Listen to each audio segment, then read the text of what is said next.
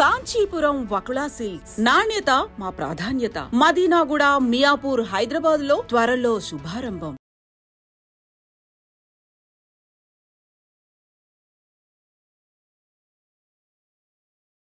మీరు ఏదైనా విత్తనం తీసుకుంటే దాన్ని మట్టిలో నాటితే నీళ్ళేస్తే మంచి మొక్క వస్తుంది. అవును.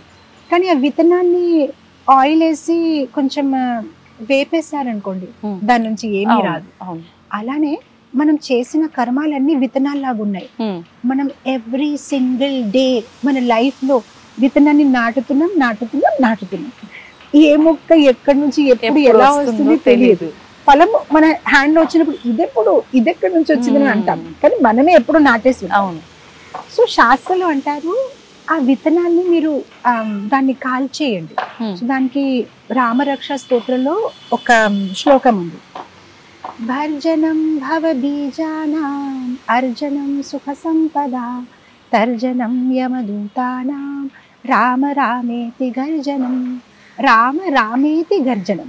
ఎవరైతే భగవంతుడు ఒక రామనామాన్ని తీసుకుంటారో వాళ్ళు ఏం చేస్తున్నారంటే భర్జనం భవ బీజానాం, ఆ విత్తనాలు ఏదైతే మీరు నాటారో అది పకోడీ అయిపోతాయి, దాని నుంచి ఏ మొక్క రాదు, పోతాయి. అర్జనం సుఖ సంపద, మీ ఇంట్లో సుఖము సంపద వస్తుంది. తర్జనం యమదూతానా, ఎప్పుడు మీరు యమదూతాన్ని చూసే అవసరం లేదు. తర్జనం వాళ్ళు వెళ్ళిపోతారు, మీ ఇంటిలో అడుగు వేయరు. అదంతా నీ జీవితంలో కావాలంటే రామ రామేతి గర్జనం, భగవంతుడు నామం నామము నామం, రామ రామ రామ. ఇంకా శాస్త్రంలో అంటారు మీరు రామ అని అనేసరికానే, ఆ రా అనేసరికానే చేసిన అన్ని పాపాలు బయటికి వెళ్ళిపోతాయి. మా అని ఎందుకు అంటున్నామంటే మా చెప్పినప్పుడు అది మళ్ళీ వెనక రాకుండా ఉంటాయి అన్నమాట. అంత పవిత్రమైనది రామనామం.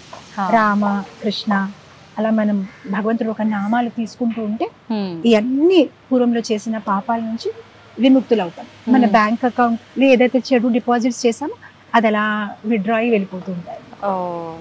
అంటే మనం దాన్ని తగ్గించుకునే ప్రాసెస్ ఏదైతే ఉందో అది చేస్తూనే ఇప్పుడు మళ్ళీ కొత్తగా చేసేది కూడా అధర్మంగా చేయకుండా ఉండేటట్టు చూసుకుంటే మనకు అంతా కూడా బ్యాలెన్స్ అయిపోయి బాగుంటుంది. చాలా మంచి పాయింట్ చెప్పారు. అంటే ఒక కార్ డ్రైవ్ చేస్తే ఎక్సిలేటర్ మీద కాలు పెట్టాలి, బ్రేక్ నుంచి కాలు తీసేయాలి. అవును, రెండు పెట్టుకుంటే కారు ముందుకి వెళ్ళదు. అలానే ఓకే, మనం జపం చేస్తున్నాము, పూర్వంలో చేసిన పాపాల నుంచి విముక్తులయ్యాం. ఇప్పుడు కొత్త కర్మాలు ఏదైతే ఉన్నాయో అది చాలా జాగ్రత్తగా ఎంచుకుంటూ చేయాలి. మళ్ళీ అది కంటిన్యూ చేస్తారనుకోండి ఆ సైకిల్ నుంచి ఇంకా తప్పదు. కొత్త కర్మాలు, మళ్ళీ దాని కొత్త ఫలితాలు. పాత కర్మాలు అన్ని పోయాయి కానీ మళ్ళీ కొత్త కర్మాలు, అదొక కంటిన్యూస్ సైకిల్. సో ఇటు జపం చేయడము, ఇటు మంచి కర్మాలు, మంచి కాదు చెడు కాదు, ఆధ్యాత్మిక కర్మ. అంటే మీరు ఏదైతే చేస్తారో భగవంతుణ్ణి కేంద్రీకరించి చేస్తే దానికి ఎటువంటి కర్మ ఫలితం ఉండదు అని భగవద్గీత అంటారు. కర్మ అకర్మ వికర్మ. అకర్మ వికర్మ అంటే చెడు కర్మలు, కర్మాలు అంటే మంచి కర్మాలు. అకర్మాలంటే మీకు దాని చెడు ఫలితం రాదు, మంచి ఫలితం రాదు, మీ ఆధ్యాత్మిక ఫలితం వస్తుంది. సో మనం ప్రయత్నించవలసింది అదే అన్నమాట. ఏదైతే మనం దైనిక జీవితంలో చేస్తున్నామో భగవంతుని తలుచుకొని చేయండి. తింటే భగవంతుని తలుచుకోండి, మాట్లాడినప్పుడు గోవింద నామం చేసుకోండి, ఏదైనా మొదలు పెట్టినప్పుడు కృష్ణుని తలుచుకోండి. అలా భగవంతుని తలుచుకొని చేసింది అకర్మ. పూర్వం పెద్దవాళ్ళంతా కూడా ప్రతి కదలికలో వాళ్ళకి ఇష్ట దైవం ఎవరైతే ఉంటారో ఆయన నామాన్ని తలుచుకుంటూనే చేసేవారు. అది ఎటువంటి పనైనా సరే, పడుకొని లేస్తున్నా, కింద కూర్చొని లేస్తున్నా, ప్రతి పనిలో వాళ్ళు నామస్మరణ చేస్తూనే ఉంటారు. లైట్ ఆన్ చేసిన, ఏదైనా ఒక పుస్తకంతో రాసే ముందు గోవింద నామం రాయడం అయినా. అవును, so beautiful it is. Mataji, కర్మలు తప్పించుకోగలుగుతామా అని అంటే దానికి మంచి ఒక ఎగ్జాంపుల్ మీరు చెప్పడం జరిగింది. అంటే ఇది మనం అంతా కూడా తెలిసే చేస్తున్నాము కానీ తెలియదు అన్న భ్రమలో ఉంటున్నాము. నిజంగానే మనకు తెలియకుండా కొన్ని కర్మలు చేస్తూ ఉంటాము. వాటి నుంచి తప్పించుకునే అవకాశం ఉందంటారా మాతాజీ? సో మనం తెలియకుండా చేసిన చాలా పాపాలు ఉంటాయి. ఫర్ ఎగ్జాంపుల్ ఇప్పుడు నేను మీతో మాట్లాడుతున్నాను, తెలియకుండా కూడా ఏదో లోపలికి వెళ్ళిపోతూ ఉంటాయి.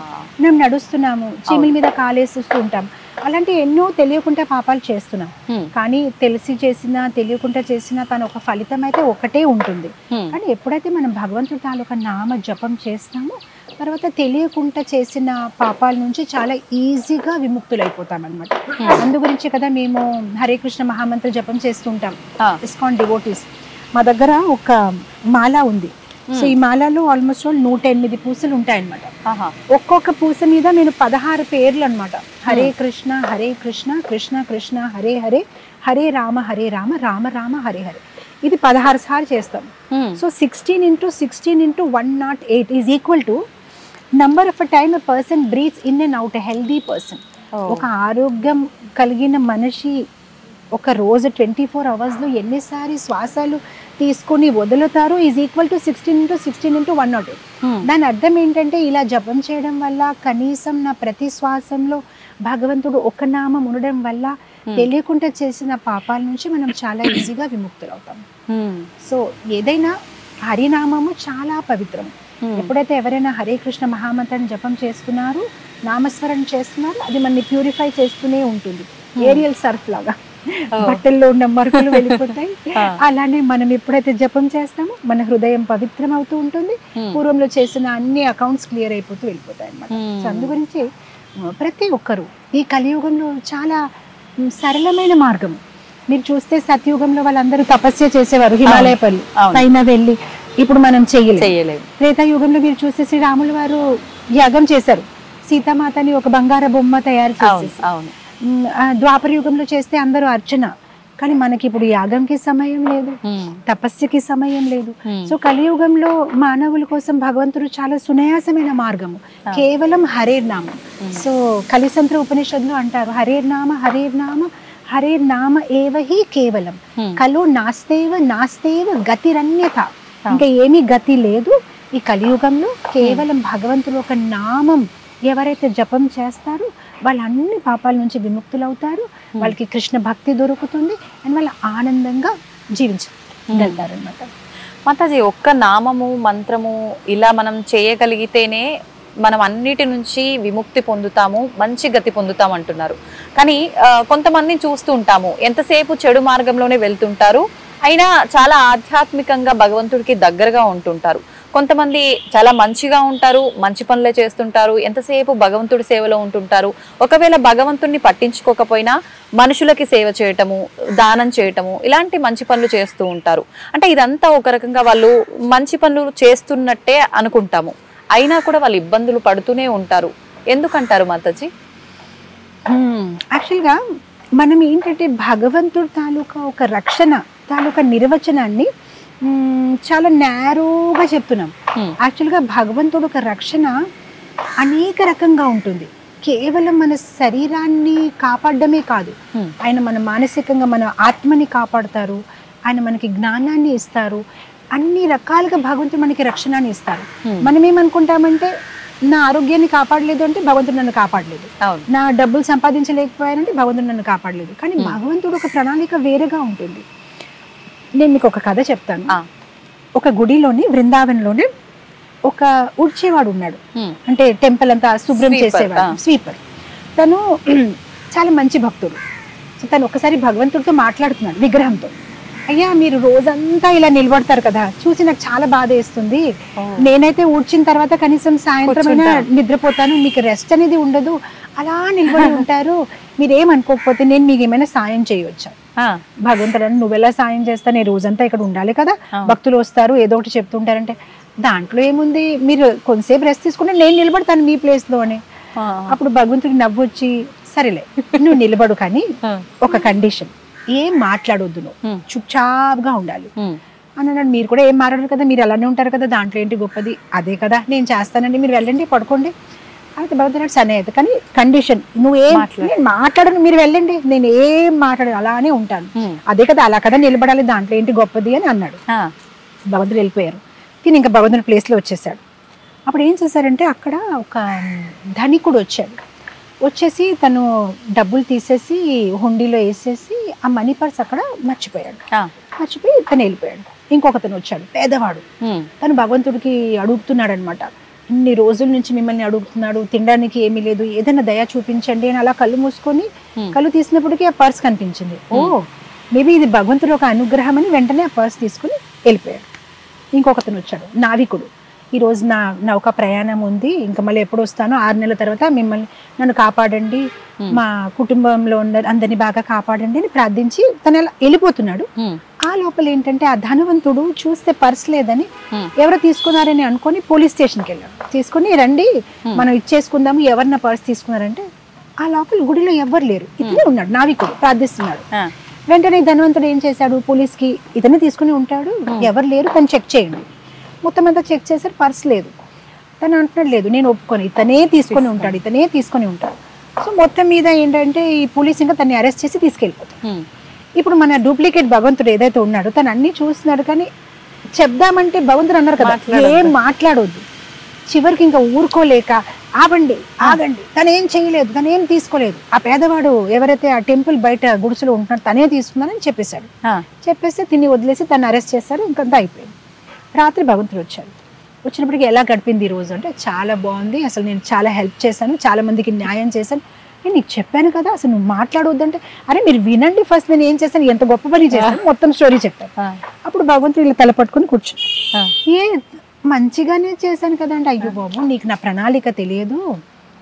ఆ ధనవంతుడికి ఈ రోజు రాత్రి హార్ట్ అటాక్ వస్తుంది, తను ఇప్పటి వరకు ఏ మంచి కార్యం చెయ్యలేదు, కావాలని తనకి ఎలా తను మర్చిపోయాడు కదా అజ్ఞాత సుకృతి. ఆ పేదవాడు తన డబ్బులు తీసుకుని వెళ్ళిపోయి వాడితే తనకు ఒక సుకృతి వస్తుంది, తనకు ఒక మంచి కర్మ వస్తుందని ఏర్పాటు చేశాను.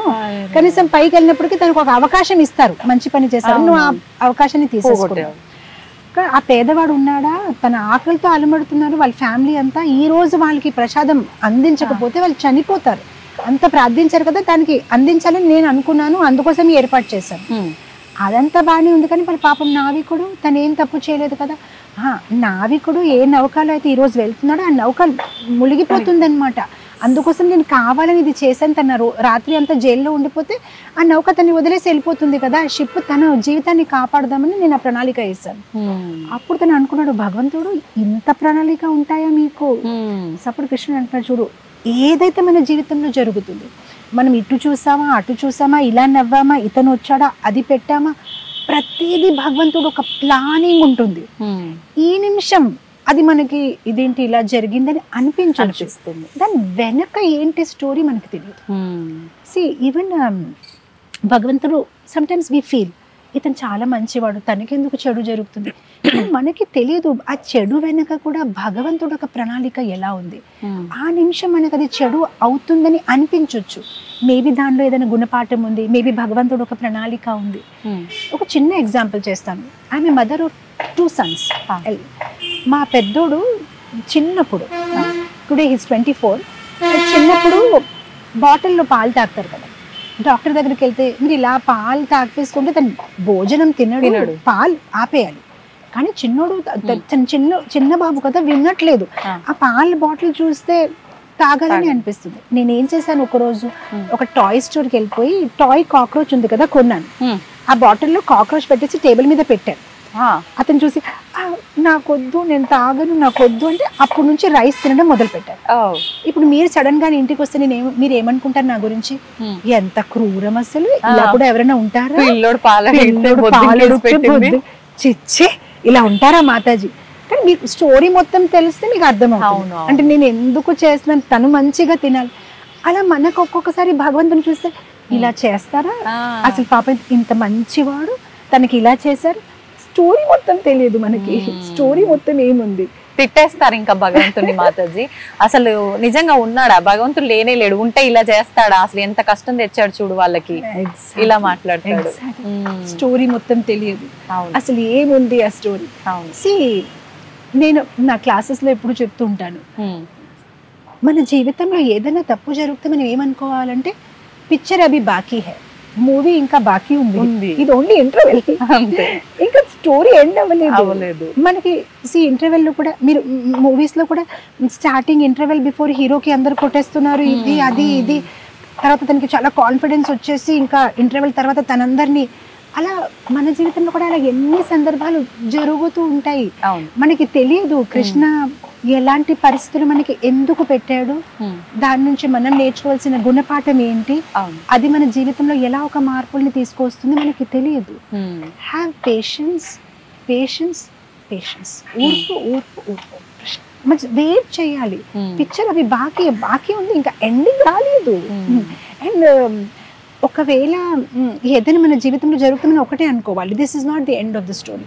ఇంటర్వెల్ తర్వాత పిక్చర్ని మార్చే అవకాశం మీ చేతిలో ఉంది. ఇప్పుడు వరకు భక్తి చెయ్యలేదు, భగవంతుని తలుచుకోలేదు, పర్వాలేదు, ఇప్పుడైనా మొదలు పెట్టండి. ఇప్పుడైనా కృష్ణుడు ఒక రక్షణ కోసం ప్రార్థించండి, ప్రే చేయండి. సో నేను ఎప్పుడు అంటూ ఉంటాను, ప్రేయర్స్ అంటే keep on doing until something happens. Push అని ఉంటుంది కదా, పుష్. ప్రే అంటిల్ సంథింగ్ హ్యాపెన్స్. చేస్తూనే ఉండండి. Lord has his own plan. ఒక ప్రత్యేకమైన మంత్రం కానీ శ్లోకం కానీ ఏదైనా ఉందా మాతాజీ, అలా ప్రతి నిత్యము స్మరించుకోవడానికి సంబంధించి? తప్పకుండా. కలిసంత్ర ఉపనిషత్తులో, భవిష్య పురాణంలో చెప్పిన ఈ ఒక మంత్రం ఉంది, హరే కృష్ణ కృష్ణ కృష్ణ హరే హరే, హరే రామ రామ రామ హరే హరే. వెరీ సింపుల్గా ఉంది. దీనికి ఎటువంటి రూల్స్ అండ్ రెగ్యులేషన్స్ లేదు. మీరు ఎక్కడ కావాలి, ఎప్పుడు కావాలి దీన్ని మీరు నామం చేసుకోవచ్చు. వంట చేసినప్పుడైనా, కార్లో తిరిగినప్పటికైనా, ఏదైనా పని చేసినప్పుడైనా, ఎటువంటి పరిస్థితుల్లో అయినా, ఈవెన్ లేడీస్ మెన్సురేషన్ సైకిల్ టైంకైనా, లేదైనా మీరు స్నానం చేసినా లేనా, ప్రతి పరిస్థితిలో చాలా పవిత్రమైన మంత్రము. కలియుగంలో అందరూ ఆ బిజీ స్కెడ్యూల్కి మైండ్లో పెట్టుకొని తయారు చేసిన ఈ మంత్రము. దానికి ఎటువంటి రూల్స్ అండ్ రెగ్యులేషన్స్ లేదు. ఎవరైనా ఎప్పుడైనా ఎటువంటి పరిస్థితులైనా ఈ మంత్రాన్ని జపం చేసుకోవచ్చు అన్నమాట. అంటే మామూలుగా ఆహారం అంటే మాంసాహార భోజనం తీసుకున్న టైంలో కానీ, లేదు అని అంటే ఇప్పుడు మీరు అన్నట్టుగా ఆడవారి ఆ 4 రోజుల సమయం ఏదైతే ఉందో ఆ సమయంలో ఎటువంటి నామం కూడా పలకటానికి వీల్లేదు అంటారు కదా మాతాజీ? ఎగ్జాక్ట్లీ, మీరు చెప్పింది కరెక్ట్. కొన్ని మంత్రాలు ఉన్నాయి, లైక్ గాయత్రి మంత్రమైనా, అలాంటి కొన్ని మంత్రాలు ఉన్నాయి, దానికి చాలా రూల్స్ అండ్ రెగ్యులేషన్స్ ఉన్నాయి. స్నానం ఆచరించాలి, ఈవెన్ మీరు వేసుకున్న బట్టలు కూడా మడిగా ఉండాలి అని చాలా రూల్స్ ఉన్నాయి.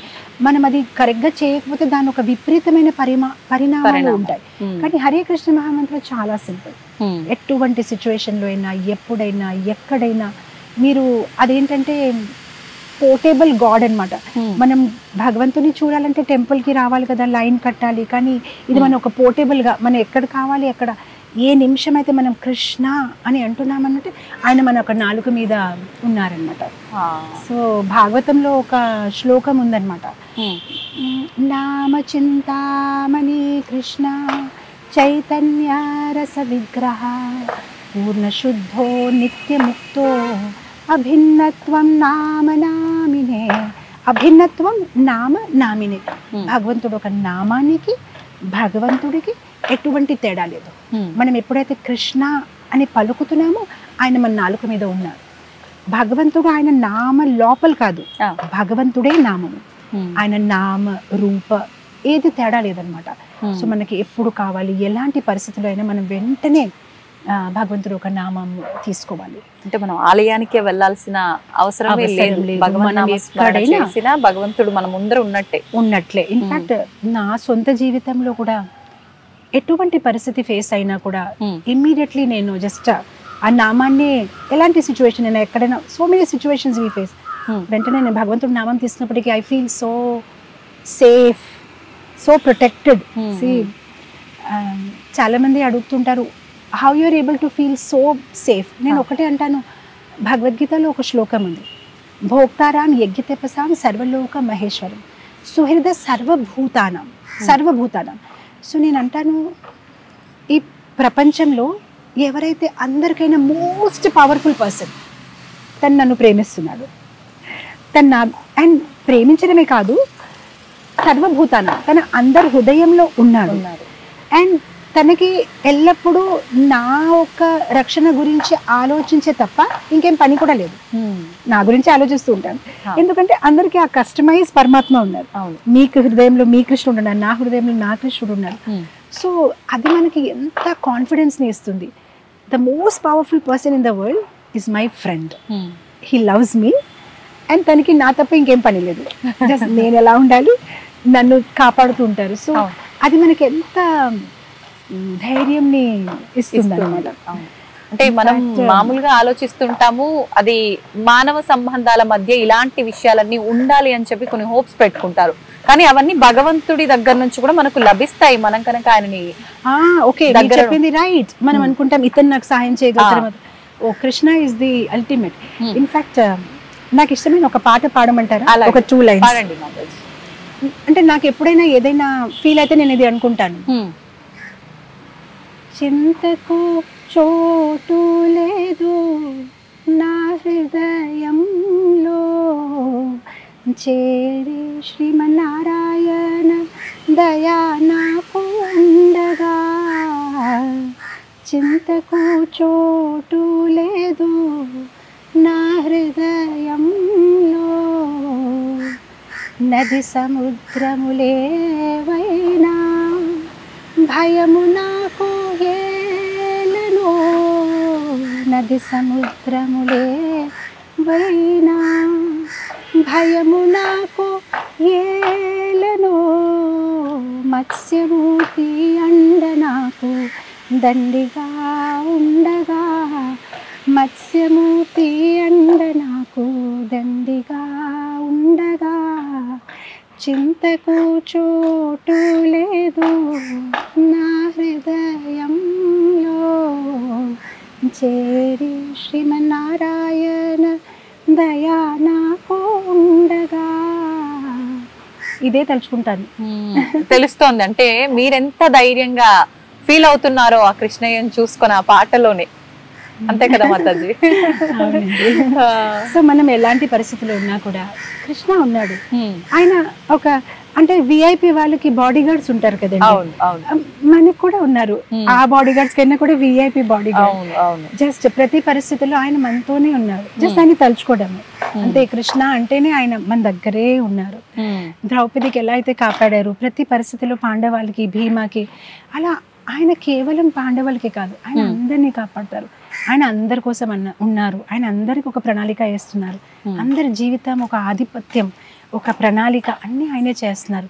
జస్ట్ మనం ఆయన వైపు చూడట్లేదు, మనకు ఆ నమ్మకం లేదు, మన ఆయన్ని పిలవట్లేదు అంతే. ద్రౌపదికి ఒకసారి హస్తినాపూర్లో యుద్ధం అంతా అయిపోయిన తర్వాత ద్రౌపది అనిందనమాట, కృష్ణ మీ మీద నాకు చిన్న కోపం ఉంది. ఆ అసత్ సభలో నా చీరలంతా లాగుతూ ఉంటే నిన్ను పిలిచాను, ఎందుకు ఆలస్యంగా వచ్చావు నువ్వు? అప్పుడు వెంటనే రావాలి కదా. అప్పుడు కృష్ణుడు అన్నాడు, నీ ప్రార్థన నువ్వు ఎలాంటి ప్రార్థన చేసావు అంటే ఆవిడ మొత్తం పాడింది ప్రార్థన. అప్పుడు నువ్వు ప్రార్థనలో ఏం చెప్పావంటే, ఓ కృష్ణ, ఎవరైతే ద్వారకలో ఉంటున్నాడో దయచేసి ద్వారకా నుంచి తొందరగా రా అని అన్నావు. అసలు నేను ద్వారకాను లేను, నేను నీ పక్కనే ఉన్నాను. నువ్వు అలా ఉన్నావని మళ్ళీ నేను ద్వారకాకి వెళ్ళి నా డ్రైవర్తో వచ్చాను, అందుకోసం ఆలస్యం అయ్యింది. నేను నీ దగ్గరే ఉన్నాను, నువ్వెందుకు అన్నావు ద్వారకా నుంచి రా అని అన్నావు, నేను నీ దగ్గరే ఉన్నాను. సో ఆ ద్రౌపది పాడిన ఆ ప్రార్థన ఉంది కదా అసత్ సభలో, ఎప్పుడైతే చీర లాగుతున్నారో అక్కడ ఆవిడ అంటుంది, ద్వారకాధీశ్ అనమాట, అదే ఆవిడ అంటుంది, శంఖ చక్ర గదా పాణి ద్వారికా నిలయచ్యుతా గోవిందా పుండరీకాక్ష రక్షమాం శరణాగతి. సో ద్వారక అందుకోసం ఆలస్యం అయింది, నేను నీ దగ్గరే ఉన్నాను. సో కృష్ణ మన దగ్గరే ఉన్నాడు, జస్ట్ మీరు పిలవండి. అతను వెయిట్ చేస్తున్నారు. జస్ట్ లైక్ తల్లిదండ్రులు ఒక్కసారి పిల్లలు ఆడుతూ ఉంటే పడుతుంది అమ్మ అంటే అమ్మ వచ్చేస్తుంది, కనీసం పిలవండి. మనకి పిలవడానికి నమ్మకం లేదు, బద్ధకం ఉంది. పిలిస్తే చాలు, ఆయన రెడీగా ఉన్నారు అందరినీ సాయం చేయడానికి. మాతాజీ ఒక్క విషయం అడుగుతా, మీరు తప్పుగా అనుకోవద్దు సరేనా? తప్పకుండా అడగండి. అంటే చాలా మంది భగవంతుని నమ్మని నాస్తికులు, మూర్ఖులు ఉంటారు కదా, అటువంటి వారు చెప్తారు ఏంటి అంటే, ఇప్పుడు మీరు చెప్పిన మాటలన్నీ బట్టి నేను అనుకుంటున్నాను, నిజంగా భగవంతుడు మన వెన్నంటే ఉంటాడు, మనం పిలిస్తే వస్తాడు, అన్ని సందర్భాల్లో మనకు కంటికి కనిపించకపోయినా ఆయన వంతు ప్రయత్నం, ఆయన సహాయం మనకి ఇస్తాడు అని నేను నమ్ముతున్నాను మీ మాటల్ని బట్టి. కానీ ఇటువంటి నాస్తికులు, మూర్ఖులు ఉంటారు, వీళ్ళు అదే లోకంలో ఎప్పుడూ ఉంటారు. కృష్ణుడు కృష్ణుడు కృష్ణుడు అంటే, ఒక కృష్ణుడు అనే కాదు, ఏ భగవంతుని ఎవరు నమ్ముతారో వాళ్ళ విధానంలో వాళ్ళు ఆ లోకంలో ఎప్పుడు ఉంటారు కాబట్టి వాళ్ళు అలా ఫీల్ అవుతుంటారు. ఎవరు చేసుకున్న కర్మను బట్టదే, అంతేగాని అదంతా ఏం ఉండదు, అదొక లోకం అంతే, ఇలా మాట్లాడేస్తారు. అటువంటి వాళ్ళకి ఏం చెప్తారు మాతాజీ? యాక్చువల్గా మాతాజీ సో మెనీ ఎన్ని నిజమైన ఘటనలు ఉన్నాయి, ఎక్కడైతే మీరు ఇన్ఫ్యాక్ట్ నేను ఒక పుస్తకం రాస్తున్నాను, త్వరలోనే అది రిలీజ్ అవుతుంది. మిరాకిల్స్, భగవంతుడు చేసిన మిరాకిల్స్ ఏమంటారు దాన్ని తెలుగులో, చమత్కారాలు. ఏదైతే ఆ పూర్వంలో సత్యుగ ద్వాపర త్రేత కాదు, ఇప్పుడు కలియుగంలో స్వయంగా భక్తులు అనుభవించిన ఆ చమత్కారాలు, ఆ మిరాకిల్స్ గురించి నేను ఒక పుస్తకం రాస్తున్నాను. సో ఎలా విగ్రహాలు ఎలా భక్తులతో ప్రతిస్పందిస్తున్నారు, దాని రిజువల్తోని నేను దాన్ని త్వరలోనే రిలీజ్ చేస్తున్నాను. దానిలో నేను 64 కథలు రాశాను అనమాట. సో నేను ఒక సింపుల్ కథ చెప్తాను, అలా చాలా ఉన్నాయి స్టోరీస్, మరొకసారి మీతో నేను మాట్లాడతాను. కానీ నిజమైన ఘటన, బృందావన్లో ఒక లేడీ ఉంది, ఆవిడకి చిన్న లడ్డు గోపాలు ఉన్నారు. ఆవిడకి లడ్డు గోపాలు అంటే చాలా ప్రేమ. జస్ట్ మనం పిల్లల్లాగానే డ్రెస్ చేస్తూ, స్నానం చేస్తూ, తినిపిస్తూ, ఇది అది, చలికాలంలో స్వెటర్ వేస్తూ చాలా ప్రేమగా. మెల్లమెల్లగా ఆవిడ వృద్ధాప్యతని చేరింది. ఇంకా ఆవిడ ఇంకా చెయ్యలేక కోడలికి అప్పచెప్పింది, డాటర్ ఇన్ లాకి, ఇంకా నువ్వు చేసుకో అని. కొన్నాళ్ళకి ఏంటంటే ఆవిడ ఎలాంటి డిజీజ్ కి గురి అయ్యిందంటే బెడ్ నుంచి కూడా ఆవిడ లేలేకపోతుంది. ఇక్కడ వాళ్ళ ఇంట్లో ఉన్న టెంపుల్ రూమ్ లోనే ఈ కోడలన్నీ చేస్తూ ఉంటుంది. ఒకసారి ఏంటంటే అభిషేకం చేసినప్పుడు మనం పాలు, పెరుగు, హనీ అన్ని చేస్తాం కదా, చెయ్యి జారి లడ్డు గోపాలు కిందకి పడిపోయాయి. ఎవరు చూడలేదని ఆవిడ వెంటనే సర్దేసి పెట్టేసింది. ఇక్కడ ఆ రిలేషన్షిప్ చూడండి, ఈవిడ పక్క గదిలో ఉంది, ఆవిడకి ఏదో ఫీలింగ్ అయ్యి ఆవిడ లడ్డు గోపాల్ బాగానే ఉన్నారని అడుగుతుంది కోడలు. బాగానే ఉన్నారు అత్తగారు, అంతా బాగానే ఉందంటే మెల్లమెల్లగా రోజు రోజుకి ఆవిడ భోజనం కూడా మానేసింది. నాకు ఎందుకో బాధగా ఉంది, తను బాగానే ఉన్నారు అత్తగారని. మొత్తం మీద ఆల్మోస్ట్ 10 days ఇవిడ కంప్లీట్ గా భోజనం మానేసింది. ఇప్పుడు ఇవిడికి గిల్టీ ఫీల్ అయిపోయి, నిజమైన ఘటన, గిల్టీ ఫీల్ అయిపోయి నిజం చెప్పింది. అసలు మొన్న ఇలా అభిషేకం చేసినప్పటికీ చేయి జారింది, కిందకి పడిపోయారు గోపాలని. అందుకోసం నాకు ఆ ఫీలింగ్ వస్తుంది. అయితే డాక్టర్కి చూపించావా? ఏంటి డాక్టర్కి చూపించాలి కదా, మళ్ళీ నీ కొడుకు పడిపోతే డాక్టర్ చూపించావా? ఇప్పుడు ఈ ముస్లాంకి ఏం చెప్పాలంటే, సరే చూపిస్తానంటే చూపించరు కదా, తీసుకురా డాక్టర్ని ఎలా తీసుకొస్తారని పోనీ వెళ్ళారు. వెళ్తే ఆ డాక్టర్ కూడా ఇలానే చూస్తున్నారు. బుద్ధుందా, నాకు ఇంతమంది పేషెంట్స్ ఉంటే ఇలాంటి ఏంటి హాస్యపదంగా ఉందని నాకు టైం వేస్ట్ చేస్తున్నారు, వెళ్ళిపోండి అని. ఏ డాక్టర్ దగ్గర వాళ్ళు ఎవరు రారు. మొత్తం మీద ఈవిడ తినడం మానేసింది, రోజు రోజుకి ఆరోగ్యం పాడవుతుంది.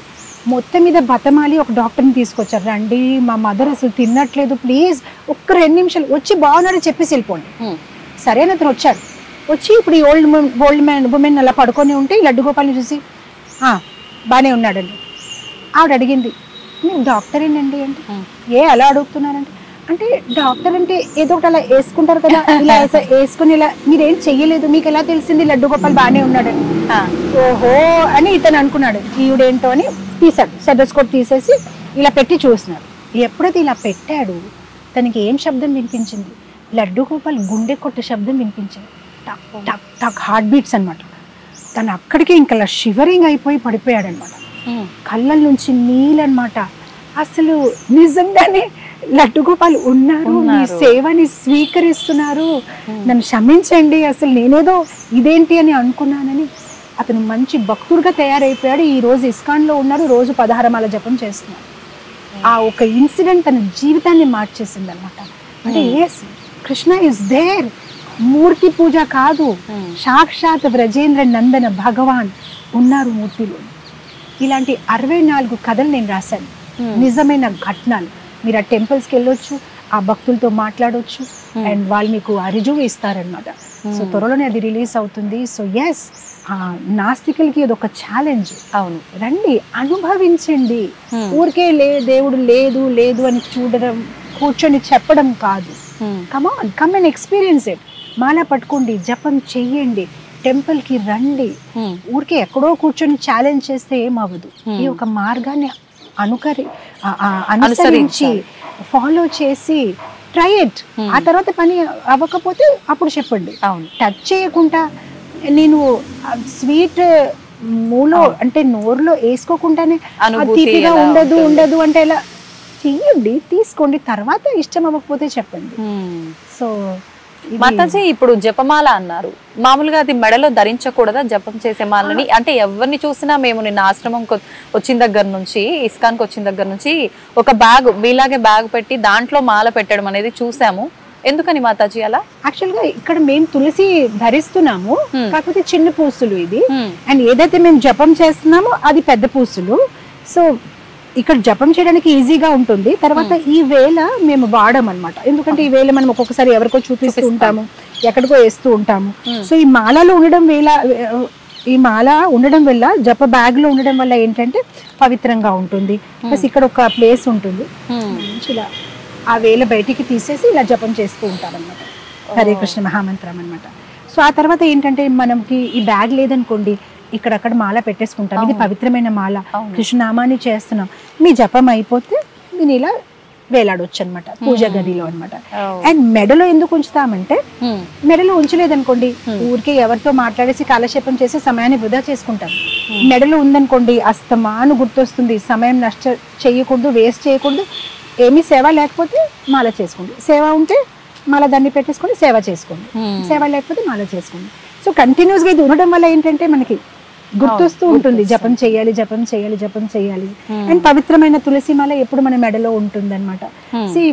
పోలీస్ ఉన్నారు యూనిఫామ్ వేసుకుంటే వాళ్ళకి ఒక ఫీలింగ్, డాక్టర్స్ ఉన్నారు కోట్, అలా డివోటీస్ కి ఒక ఫీలింగ్, కృష్ణ ఉన్నారు మాల ఉంది, అస్తమాను ఎస్ ఐఎమ్ ఏ డివోటీ, నా సమయాన్ని నేను వృధా చేసుకోకూడదు, కొంచెం సమయం దొరికితే కూడా చాంటింగ్ చేసుకోవాలి. మాతాజీ తులసి మాల ఎవరైనా వేసుకోవచ్చా? కొన్ని సందర్భాల్లో ఇప్పుడు చిన్న చిన్న పిల్లలకి దాని గురించి పెద్దగా ఏం తెలీదు, కానీ ఎవరైనా ఇలా మీలాంటి మాతాజీస్ కనిపించినప్పుడు వాళ్ళ మెడలో చూసినప్పుడు నేను వేసుకుంటాను అని చెప్పి అంటూ ఉంటారు. ఏముందిలే అని చెప్పి దాని గురించి పెద్దగా తెలియక తీసి ఇవ్వటము, వేసుకోవడం ఇలాంటివి చూస్తుంటాం. అలా ఎవరైనా ధరించొచ్చా? ధరించిన తర్వాత ఏమైనా నియమాలు పాటించాలా? ఎలా ఉండాలి ఆ విధానం అంతా కూడా? తులసి మాలకి ధరించిన ఒకే ఒక నియమం ఏంటంటే మాంసాహారం తినకూడదు, కంప్లీట్ గా తినకూడదా? అంటే శరీరం పైన ఉన్నంత వరకు, ఎందుకంటే మన కంఠం మీద ఉంది. సో ఆ మాంసాహారం ఇక్కడ ఇలా మన కంఠం నుంచి వెళ్ళకూడదు తులసి మాల. ఆ తప్ప దానికి ఏం నియమం లేదనమాట. ఓన్లీ మనము సాత్వికమైన జీవితము, మాంసాహారం మానేయాలి, భగవంతుడు నామజపం చేసుకోవచ్చు. ఇది తులసి అంటే మనకి సాక్షి అనమాట. మనం ఏదైతే రోజంతా చేస్తున్నామో అది సాక్షి ఇస్తుంది అనమాట. సో ఇది పవిత్రమైన మాల ఇది పవిత్రంగా ఉంటుంది కానీ భగవంతుడికి చాలా ప్రియంగా ఉంటుంది కనుక మనము మాంసాహారం ఒకటే మానేయాలి. మామూలుగా మనం ఇలా జీవితం బ్రతుకుతున్నాం, మనం అలానే ఉండొచ్చు, కాకపోతే మాంసాహారం మాత్రం కంప్లీట్ గా మానేయాలి. కానీ సాధారణంగా తులసి ధరించిన వాళ్ళు ఎలా ఉంటారంటే కృష్ణుని ప్రేమించేవారు, కృష్ణ భక్తులు, కృష్ణుని తులసి అంటే చాలా ప్రియం కనుక తులసిని ధరిస్తారు. అండ్ ఒక గుర్తింపు, ఎలా అయితే ప్రభుపాదుల వారు అనేవారు కుక్కకి బెల్ట్ ఉంటే మున్సిపాలిటీ వాళ్ళు తీసుకెళ్లరు, ఇతనికి ఒక ఎవరు ఉన్నారు మాస్టర్ ఉన్నారు అని తన్ని స్ట్రీట్ డాగ్ ని తీసుకెళ్ళిపోరు. అలానే మేము కూడా కృష్ణ తాలూకా కుక్కలు, మాకు ఏదైనా అయినా కూడా యమరాజు శరీరం ముట్టుకోద్దు, ఇది కృష్ణ డివోటీ అంటే అప్పుడు మేము చేసిన తప్పులు ఏదైనా కృష్ణుడే శిక్షిస్తారు. ఎలా అయితే సివిల్ కోర్టు ఉంటుంది, క్రిమినల్ కోర్టు ఉంటుంది, క్రిమినల్ కేసెస్ సివిల్ కోర్టుకి వెళ్ళదు. అలానే కృష్ణ భక్తులు కూడా తప్పులు చేయొచ్చు కదా, అందరు నేర్చుకుంటున్నారు. సాధకులు ఏదో కొన్ని తప్పులు ఉంటాయి కానీ శిక్షణ అనేది యమరాజు గారు, కృష్ణుడే శిక్షిస్తారు. సో ఇదంతా అదనమాట ఒక గుర్తింపు, మే కృష్ణకి చెందిన వాళ్ళు అని. చేతికి కూడా ధరించొచ్చా మాతాజీ తులసి మాల? కంఠానికి ధరిస్తారు, కాకపోతే శాస్త్ర ప్రకారం కంఠం మీదే ఉండాలి. తులసి అనేది కంఠం మీద ఉంటే మంచిది. కాకపోతే ఈ మధ్యనే చాలా మంది చేతులకి తులసి తాలూకా ఇది కూడా వేసుకుంటారు. తులసి మన శరీరానికి ఆనుకొని ఉండాలి, టచ్ చేసి ఉంటే చాలా మంచిది అన్నమాట. సో ఇలా కూడా వేసుకోవచ్చు. ఇప్పుడు ఆడవారు ధరించినప్పుడు ప్రత్యేకించి ఆ 4 రోజుల సమయంలో తీయాల్సి ఉంటుందా మాతాజీ? తీయకూడదు. అది మన పార్ట్ ఆఫ్ అవర్ బాడీ అన్నమాట, ఎప్పుడు తీయకూడదు. ఎందుకంటే మనకు తెలియదు ఏ సమయంలో మనకి ఏదైనా అయిపోవచ్చు. ఇన్ఫాక్ట్ కృష్ణ భక్తులు మేమంటే ఇది ఒకవేళ బ్రేక్ అయింది అనుకోండి, అది అలానే ఉంచేసి కొత్త కంటి తీసుకొని అది వేసిన తర్వాత ఈ పాతదే తీస్తాం. అంటే ఆ ఒక్క క్షణం కోసం కూడా తులసి లేకుండా ఉండాలని లేదు, ఎందుకంటే ఆ క్షణంలో మృత్యు వచ్చేస్తే ఇది మాత్రం ఒక పెద్ద పాస్పోర్ట్ వెళ్ళడానికి, ఇంకెక్కడ తీసుకుని వెళ్ళిపోరు వేరే గ్రహానికి. ఇది మేము కృష్ణుడికి చెందిన వాళ్ళు. మాతాజీ మీరు ఇందాక చెప్పిన ఒక ఉదాహరణ ఉంది కదా, ఆ పెద్దావిడ లడ్డు గోపాలుడి విషయంలో, నాకు ఒకటి డౌట్ అడగాలనిపిస్తోంది. ఇది క్రాస్ క్వశ్చన్ అనుకోకపోతే, ఇప్పుడు మనం అంటే రక్త మాంసాలతో కూడి ఉన్న శరీరం, భగవంతుడి దివ్య దేహం అంటారు కదా, మరి భగవంతుడికి కూడా హృదయము ఇలా ఉంటుందంటారా? భగవంతుడు ఒక శరీరం సచ్చిదానంద విగ్రహ. ఆయనకి మనలాగా బ్లడ్, పస్సు, స్టూలు, యూరిన్ అలాంటివి ఏమీ ఉండదు. కానీ ఒక్కొక్కసారి భగవంతుడికి మానవ రూపంలో రావడము, లేదంటే ఒక్కొక్కసారి ఆ ఒక ఫీలింగ్స్ మనకు ఆప్యాయత కోసం మనకి దగ్గర రావడానికి ఆయన అలాంటి మేనిఫెస్టేషన్ చేస్తూ ఉంటారు. ఫర్ ఎగ్జాంపుల్, ఒక్కొక్కసారి పిల్లలు నాన్నకి ముద్దు పెడతారంటే ఎలా పెట్టగలుగుతారు? పిల్లలు చిన్నవాళ్ళు, నాన్న ఎత్తుగా ఉన్నారు, అప్పుడు నాన్న ఏం చేస్తారంటే వంగితే ఇప్పుడు ముద్దు పెట్టగలుగుతారు. అలానే కృష్ణుడు కూడా ఆయన పరతత్వం, ఆయన్ని మనం ఏం చెందలేము. కానీ ఒక్కొక్కసారి మన దగ్గర సేవని తీసుకోవడానికి ఆయన వంగుతారు. ఆ ఒక రూపంలో వచ్చి గుండ, హ్యాండ్, లెగ్స్ అన్ని ఆ ఒక ఇమోషన్స్ స్వీకరిస్తారు. అప్పుడు కదా మనం చూస్తాము ఆ శిశుపాల్ని చంపినప్పటికీ ఆ రక్తం వచ్చేస్తే ద్రౌపది వెళ్ళి సారీతో కట్టడు. అసలు భగవంతుడికి ఏమొస్తుంది? బ్లడ్ రావడం. అలాంటివి అన్ని చూపిస్తారు. సో దాట్ మనం ఆయనతోనే ఒక లవ్ రెసిప్రొకేషన్ చేసుకోవచ్చు. మనలాగా ఉంటేనే కదా మనం మాట్లాడవచ్చు, ప్రేమించవచ్చు, కవగలించవచ్చు. సో మన కోసం ఆయన ఒక లెవెల్ అనుభూతిని కలిగించడానికి ఆ రిలేషన్షిప్ కోసము ఆయన అలా వస్తారు తప్ప ఆయనకి అదంతా ఏమీ అవసరము లేదు. చాలా సంతోషం మాతాజీ, ఎన్నో మంచి మంచి విషయాలు మాతో మీరు పంచుకున్నారు.